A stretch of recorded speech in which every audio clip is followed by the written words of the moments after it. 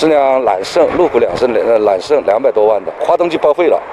纯粹报废了，200万路虎送去年检，结果遭遇工作人员暴力检测，直接把发动机给踩报废，而检测站负责人却不愿承担分文赔偿，气得车主一气下找来媒体，但期间检测站各部门的负责人都不愿掺和此事，唯独一名叫陈老板的负责人，在众人离开前愿意出面调解。我们当着媒体的面，这样子，我们录音为证，我现在可以签。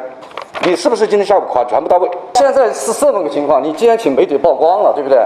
那咱们这个协议就没法签了。负责人的反应异常激烈，是因为雷先生将事情曝光给了媒体，他们对此表示非常不满。随后，负责人声称他已经请来了第三方鉴定机构，对雷先生的车进行了鉴定，以证实发生事故的原因。然而，当被问及何时能出具报告时，他却含糊其辞，没有给出明确的答复。此外，他还表示，虽然之前检测站已经向雷先生承诺了会进行维修，但并没有承诺具体的维修时间。为了尽快解决问题，雷先生表示愿意签署和解协议。然而，此时负责人又提出了新的要求，他们要求雷先生在签署协议后，必须等待第三方鉴定机构出具报告来证实事故原因，然后才能进行维修。这种无理要求让雷先生感到十分无奈和愤怒，而这场调解也不欢而散。随后，雷先生决定会通过法律途径解决此事，维护自己的合法权益。那么对此你们怎么看呢？我们下期再见。